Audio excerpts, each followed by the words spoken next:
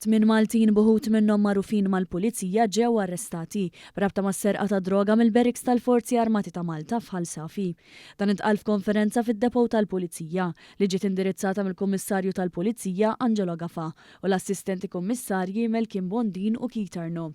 Il-Kummissarju tal-Pulizija qal kif kien għall-ħabta tal-4:15 ta' filgħodu tal-Ħadd, meta l-Pulizija waslet l-informazzjoni li kien ġie żgassat container f'Ħal Safi fejn kien hemm madwar 126 kilo reżina tal-kannabis, proprjetà tal-qorti. Id-droga li dwarha hemm inkjesta maġisterjali pendenti kienet qed tinżamm il-Forzi Armati ta' Malta u kienet tagħmel parti minn sejba ta' aktar minn 4 tunnellati fi 17 ta' Lulju tas-sena l-oħra. Għal kif hawn il-Pulizija sabu s-siġilli maqtuwajn. Sissa ġew irkuprati madwar 85 kilo reżina tal-kannabis, hekk kif l-investigazzjonijiet għadhom għaddejjin. Kien għall-ħabta tas-sija ta' filgħodu ta' tlieta meta saru l-ewwel arresti, dak ta' 4 persuni minn appartament f'Ħażebbuġ.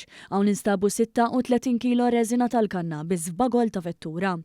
Għall-ħabta ta' 8:15 ta' filgħodu f'residenza fil-Marsa ġie arrestat ġuvni ta' 23 sena, filwaqt li f'garaġġ f'Ħażabbar instabu 34 kilo oħra.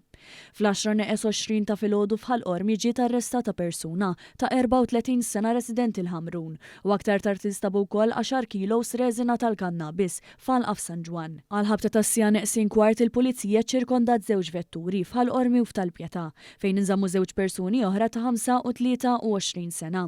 Fit-tfittxijiet ulterjuri f'residenza f'Talpjeta instabu 5 kilos reżina tal-kannabis kif ukoll sustanza oħra ta' kannabis grass u kokaina li m'għandhomx jaqsmu mas-serqa tal-ħadd filgħodu.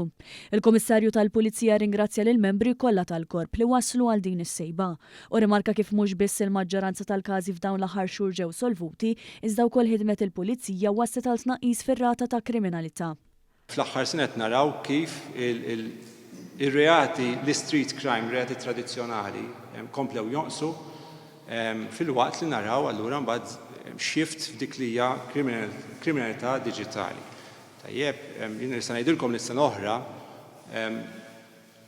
ir-reati kriminali naqsu in absolute terms, jiġri kellna tnaqqis tat-total minn fuq is-sena ta' qabel. Però mbagħad immaġinaw kemm it-tnaqqis huwa aktar meta nikkumparaw maż-żieda fil-popolazzjoni. Ġifieri allura hekk naraw kif 20 sena ilu kellek 46 reat għal kull 1000 persuna u Malta, issa ora kien jammonta għal madwar 30 jew 31 reat għal kull 1000 persuna f'pajjiżna.